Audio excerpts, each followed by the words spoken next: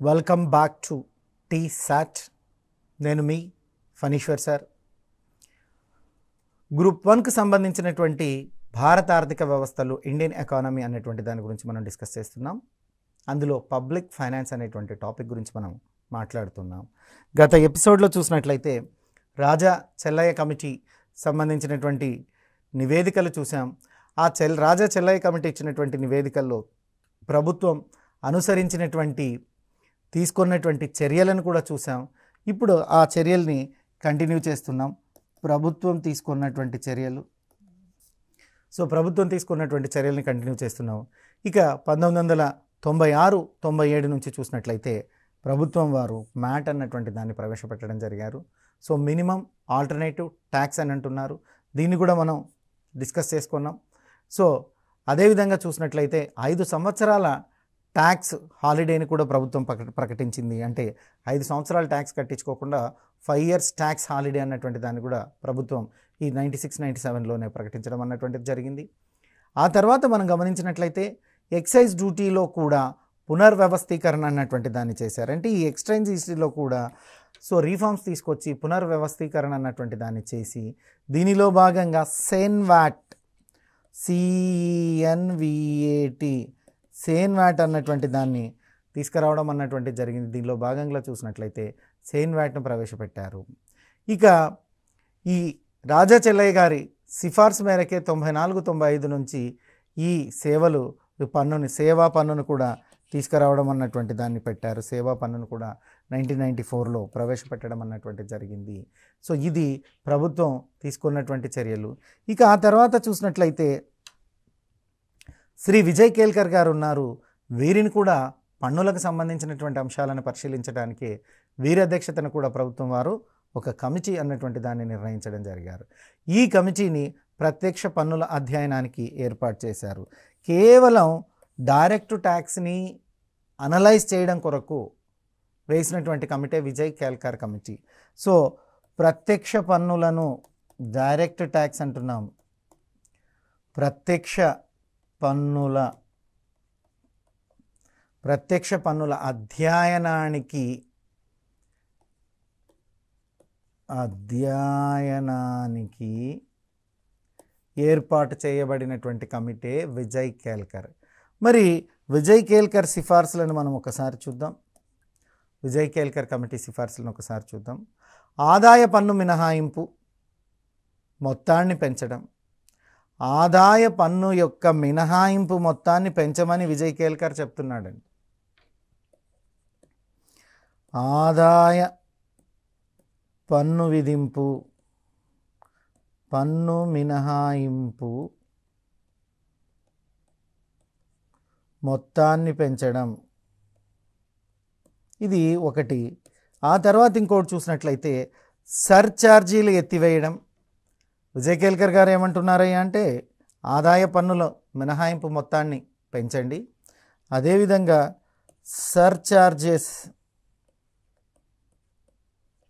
ఈ సర్ఛార్జీలను కూడా ఎత్తివేయండి. గృహ రుణాలపై వడ్డీ సబ్సిడీలను ఇవ్వండి. గృహ రుణాలపై ఏవైతే వడ్డీలు ఉన్నాయో గృహ రుణాలపై వడ్డీ సబ్సిడీని ఇవ్వండి.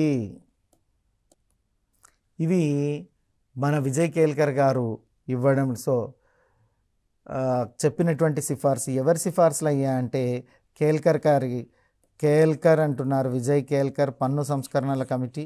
సో ప్రత్యక్ష పన్నులు, డైరెక్ట్ పన్నులను చూడడానికి తీసుకొచ్చినటువంటి కమిటీ.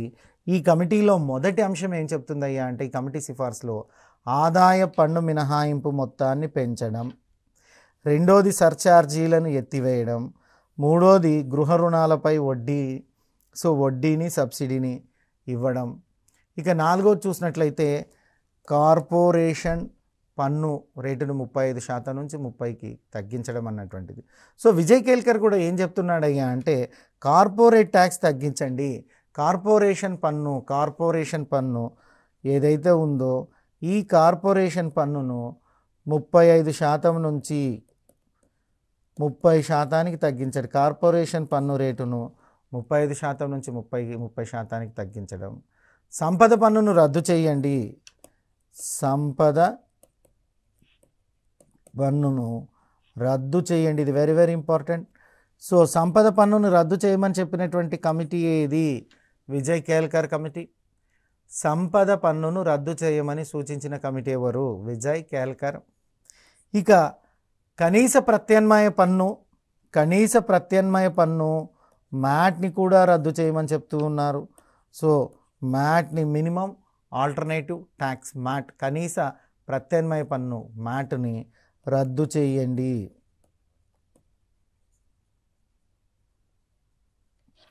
సో మ్యాట్ని రద్దు చేయమంటున్నారు. అదేవిధంగా చూసినట్లయితే పార్థసారథి సోమ్ కమిటీ కూడా కొన్ని పెట్టుబడిదారుల సమస్యలను చెప్పిందండి. అంటే విజయ్ కేల్కర్ తర్వాత పార్థసారథి సోమ్ కమిటీ కూడా నియమించబడింది. ఈ కమిటీ విదేశీ పెట్టుబడుల సమస్యలను అధ్యయనం చేసింది. సో పార్థసారథి కమిటీ దేని గురించి చేసిందయ్యా అంటే విదేశీ పెట్టుబడి సమస్యలు ఏవైతే ఉన్నాయో పార్థసారథి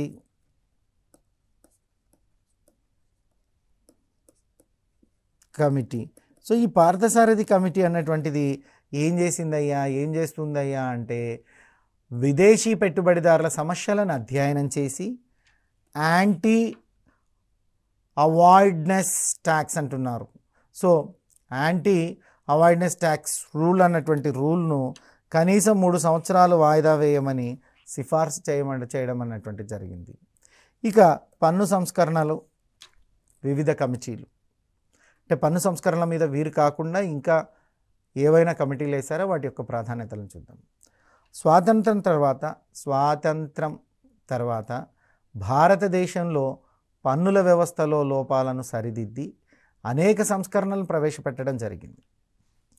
మరి ఈ పన్ను సంస్కరణల గురించి, సిఫార్సుల గురించి అనేక సంఘాలు అనేక విధంగా తమ నివేదికలను, తమ సూచనలను చేశాయి. అందులో మనం ఒక్కొక్క కమిటీ చూద్దాం. జాన్ మథాయ్ కమిటీ అంటున్నారండి. ఈ జాన్ మథాయ్ కమిటీ 1953లో వేశారు. ఏ అంశం మీద వేశారయ్యా అంటే కార్పొరేషన్ పన్నుకు సంబంధించినటువంటి అంశం మీద వేశారు. John Mathai committee appointed 1953. So committee imposed on the corporation tax. Corporation పన్నుకు సంబంధించినటువంటిది కమిటీ జాన్ మథాయ్ ఆధ్వర్యంలో వేశారు. So John Mathai committee 1953 corporation పన్ను.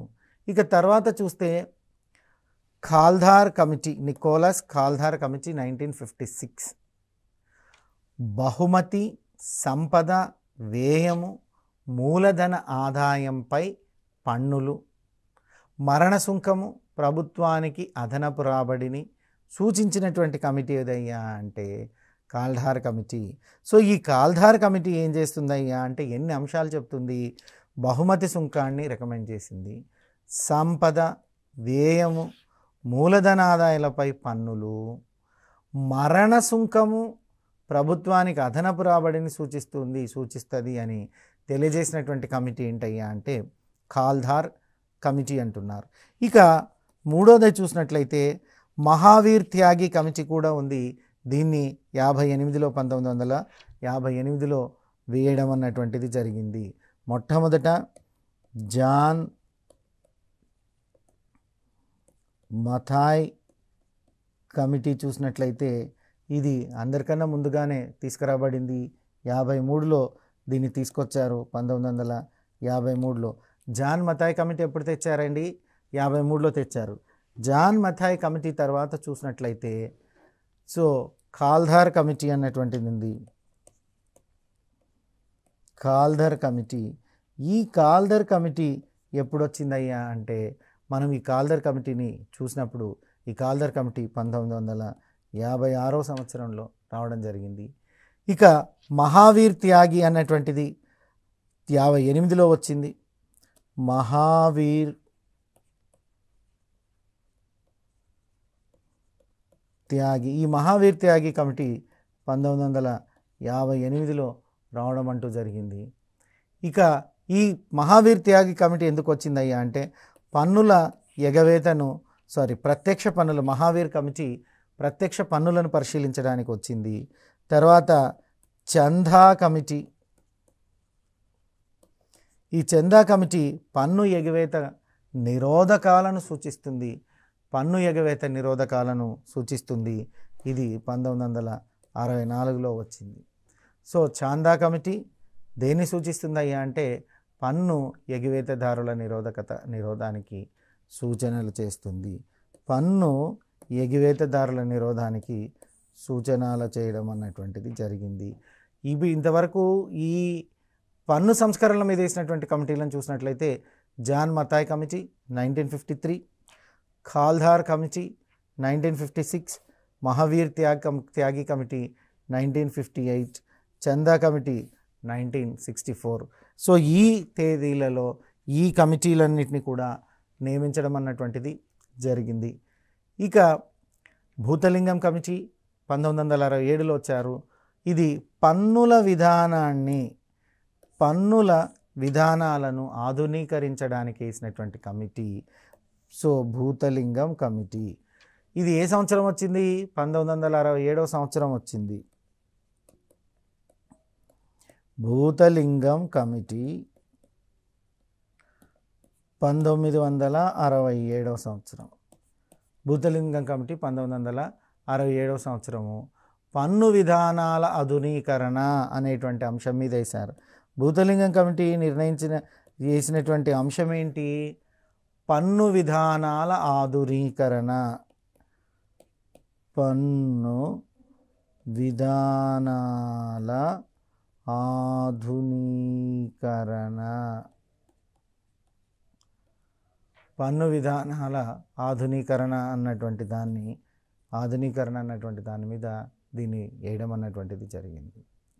ఇక అదేవిధంగా చూసినట్లయితే ఏ కమిటీ వేశారు పన్ను విధానాల ఆధునీకరణ? భూతలింగం కమిటీని వేశారండి. పన్ను విధానాల ఆధునీకరణ మీద అంటే మోడర్నైజేషన్ ఆఫ్ ది ట్యాక్సెస్, పన్ను విధానాలను ఆధునీకరించడం అన్నటువంటి దాని మీద భూతలింగం కమిటీని వేశారు. ఎప్పుడు వేశారంటే 67లో వేశారు. తర్వాత ఎన్డి తివారీ కమిటీని 67లోనే నియమించడం అన్నటువంటిది జరిగింది. మరి ఎన్డి తివారీ కమిటీ ఎందుకు వేశారయ్యా అంటే కస్టమ్స్ డ్యూటీ పైన సూచనలు ఇవ్వడానికి ఎన్డి తివారీ కమిటీ వేశారండి. N D Tiwari committee. So N D Tiwari committee ఎప్పుడు వేశారమ్మా? 1967వ సంవత్సరంలో. ఎన్డి తివారీ కమిటీని ఎందుకు వేశారయ్యా అంటే కస్టమ్స్ డ్యూటీలపై సూచనలు ఇవ్వడానికి. కస్టమ్స్ డ్యూటీలపై సూచనను ఇవ్వడానికి. కస్టమ్స్ డ్యూటీలపై సూచనలు ఇవ్వడానికి. కస్టమ్ డ్యూటీపై సూచన ఇవ్వటానికి. సో ఎన్డి తివారీ కమిటీ ఎందుకు వేశారయ్యా అంటే కస్టమ్స్ డ్యూటీపై సూచనలు ఇవ్వడం కొరకు వేశారు. ఆ తర్వాత కేఎన్ వాంచు కమిటీ దీన్ని 70లో వేశారు. ప్రత్యక్ష పన్నుల పరిశీలన, పన్నుల ఎగవేత, నల్లధనం వంటి అంశాలను పరిశీలించడం కొరకు వేసినటువంటి committee KN Wanchoo committee. KN Wanchoo committee. ఈ కేఎన్ వాంచు కమిటీ చూసినట్లయితే 1970లో వేశారు. కేఎన్ వాంచు కమిటీ 1970లో వేయడం అన్నటువంటిది జరిగింది. దీన్ని ఎందుకు వేశారయ్యా అంటే ప్రత్యక్ష పన్నుల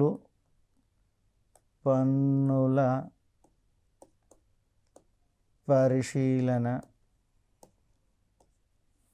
రెండోది పన్నుల ఎగవేత.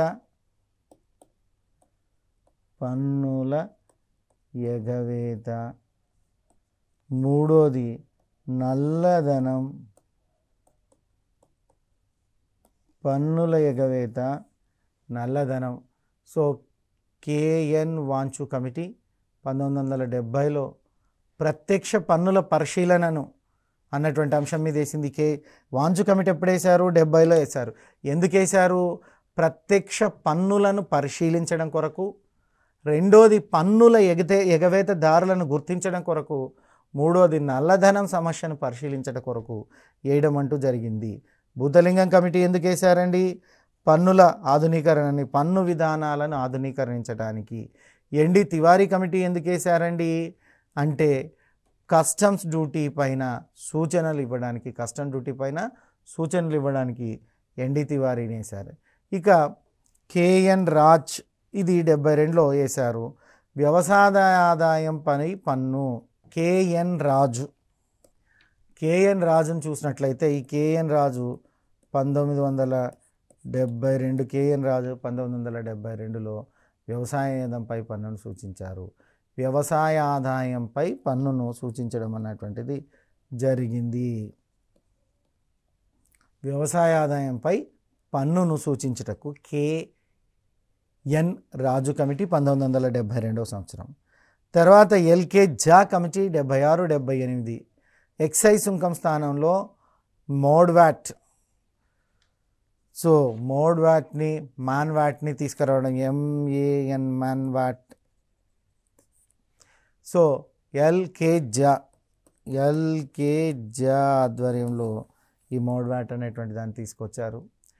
ఇక తర్వాత పరోక్ష పన్నుల పరిశీలన, ఎక్స్చేంజ్ పన్నుల విధానము, వీటన్నిటికీ ఎల్కే జా గురించి మనం మాట్లాడుతున్నాం.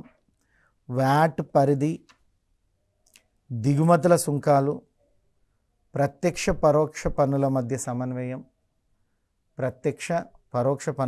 సమన్వయం, C C Chokshi committee. The C C Chokshi committee ఎప్పుడు వేశారయ్యా అంటే 77లో వేశారు. సిసి చోక్సీ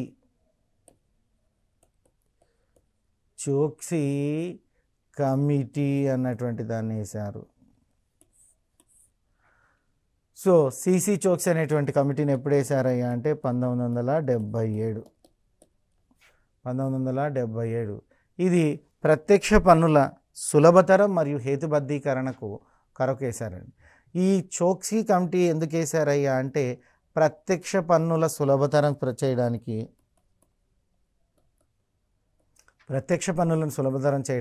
మరియు హేతుబద్ధీకరణకు.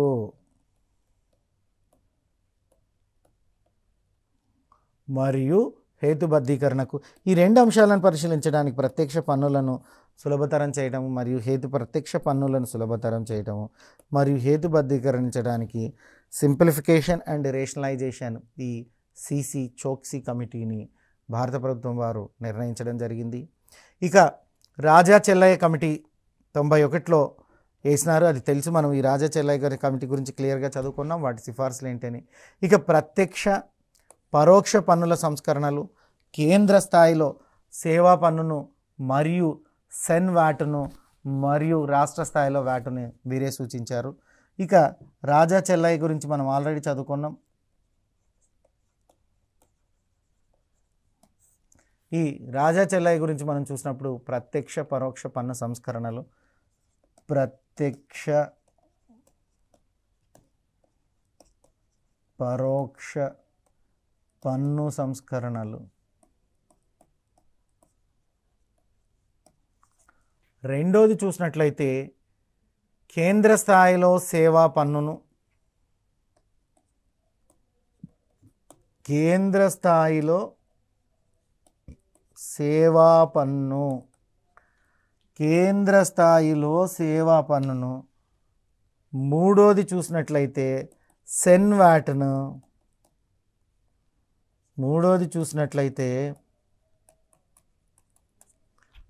వ్యాట్ను, మరియు రాష్ట్ర స్థాయిలో వాట్ను ఈ రాజా చెల్లయ్య కమిటీ సూచించింది. ఏ అంశాలను సూచించింది అయ్యా అంటే ప్రత్యక్ష పరోక్ష పన్నుల సంస్కరణ, ప్రత్యక్ష పరోక్ష పన్నుల సంస్కరణ మొదటిది. రెండోది కేంద్ర స్థాయిలో సేవల పన్నుని, మూడోది సెన్ వాటుని, నాలుగోది రాష్ట్ర స్థాయిలో వాటుని.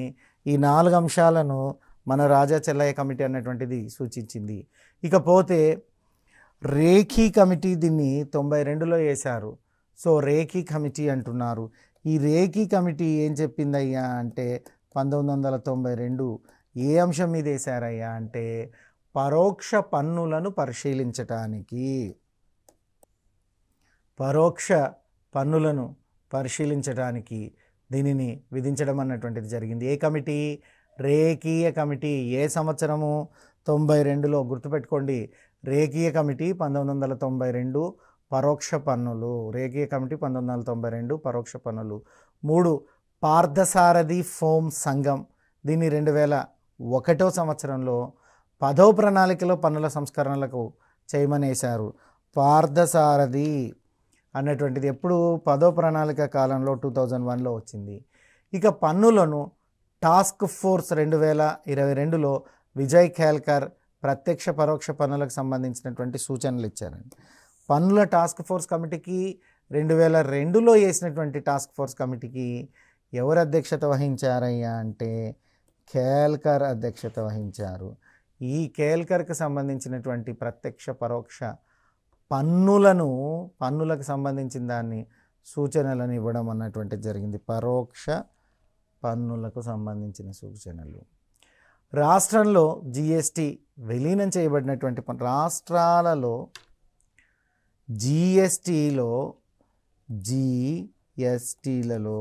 విలీనం చేయబడినటువంటి పన్నులు ఏవైనా ఉన్నాయో చూస్తే రాష్ట్ర అమ్మకపు పన్ను, రాష్ట్ర ఎక్సైజ్ సుంకము, entry tax, lease tax, turnover tax, luxury tax, tax on lottery, వినోదపు పన్ను, సిఈఎస్ఎస్ మొదలగునవన్నింటినీ కూడా జిఎస్లో కలిపారు.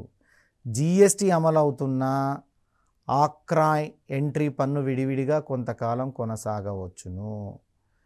సో జిఎస్టీని భరించేది అంతిమంగా వినియోగదారులు మాత్రమే. ఇక్కడ మనం రాష్ట్రాలలో జిఎస్టీ విలీనం చేయబడినటువంటి పన్నులను చూద్దాం.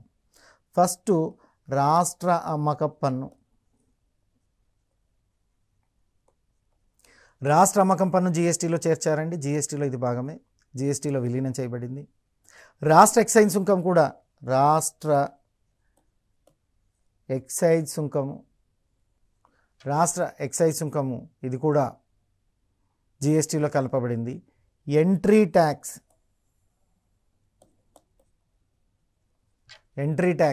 ఇది కూడా జిఎస్టీలో భాగమే.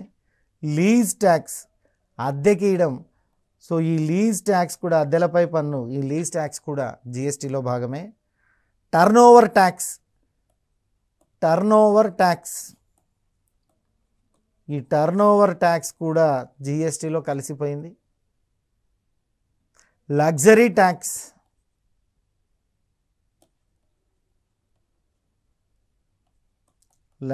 ట్యాక్స్ ఇది జిఎస్టీలో కలిసిపోయింది. వినోదపు పన్ను ఇది కూడా జిఎస్టీలో కలిసిపోయింది.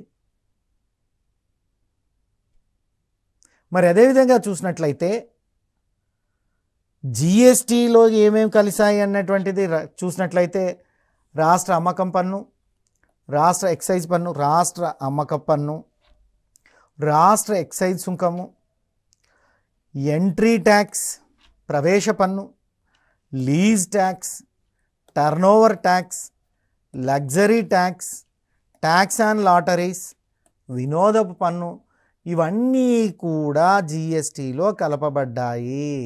ఇప్పుడు ఇవన్నీ లేవు. జిఎస్టీ అంటే జిఎస్టీలో ఇవన్నీ ఉన్నా కూడా జిఎస్టీలో భాగంగానే, జిఎస్టీలో విలీనం చేయబడ్డారు కాబట్టి జిఎస్టీలో భాగంగానే మనం వసూలు చేయడం అన్నటువంటిది జరుగుతుంది. జిఎస్టీలో భాగంగానే మనం దాన్ని వసూలు చేస్తున్నాం. అయితే ఒక విషయాన్ని మనం ఇక్కడ గుర్తుపెట్టుకోవాలా, ఏంటయ్యా అంటే ఒక విషయాన్ని మనం ఇక్కడ గుర్తుపెట్టుకోవాలి. ఆ విషయం ఏంటయ్యా అంటే జిఎస్టీ అమలవుతున్నా కూడా ఆక్రాయ్ పన్ను, ఎంట్రీ పన్నును విడివిడిగా కొంతకాలం కొనసాగించవచ్చును. ఆక్రాయ్ పన్ను, ఎంట్రీ పన్ను వీటిని జిఎస్టీ అమలవుతున్నప్పటికి కూడా కొంతకాలం విడివిడిగా అమలు చేయవచ్చు. కొంతకాలం విడివిడిగా అమలు చేయడం అన్నటువంటిది జరుగుతుంది. ఆక్ట్రాయ్ పన్ను మరియు ఎంట్రీ పన్ను వీటిని చూసినప్పుడు ఇది జిఎస్టీని భరించేది. ఇకపోతే అంతిమంగా ఎన్ని రకాలుగా పన్నులను ఏం విధించినా కూడా జిఎస్టీని అంతిమంగా భరించేది ఎవరయ్యా అంటే జిఎస్టీని అంతిమంగా భరించేటువంటి వాడు వినియోగదారులు. జిఎస్టీని అంతిమంగా భరించేటువంటి వారు ఎవరయ్యా అంటే వినియోగదారుడు మాత్రమే. ఇక గూడ్స్ అండ్ సర్వీసెస్ ట్యాక్స్ గురించి మనం మాట్లాడుకుందాం. సో ఇది జిఎస్టీ వెరీ వెరీ ఇంపార్టెంట్. ఇప్పుడు జిఎస్టీకి సంబంధించినటువంటి అంశాల మీద ప్రశ్న ఖచ్చితంగా అడిగేటువంటి అవకాశం ఉంది. సో బిల్లును ఎప్పుడు పెట్టారయ్యా అంటే 122వ రాజ్యాంగ సవరణ బిల్లు 2014 అంటారు. జిఎస్టీ బిల్లు పేరు ఏం పేరయ్యా అంటే జిఎస్టీ బిల్లు పేరు 122వ రాజ్యాంగ సవరణ బిల్లు. సో జిఎస్టీ బిల్లు పేరు 122వ రాజ్యాంగ సవరణ బిల్లు 2014. జిఎస్టీ చట్టం పేరు 101వ రాజ్యాంగ సవరణ చట్టం 2016. So very very very important. Bill పెట్టిందేమో బిల్లు 122వ రాజ్యాంగ సవరణ బిల్లు, 122వ రాజ్యాంగ సవరణ బిల్లు. ఇక చూసినట్లయితే చట్టం పేరేమో 101వ రాజ్యాంగ సవరణ చట్టం.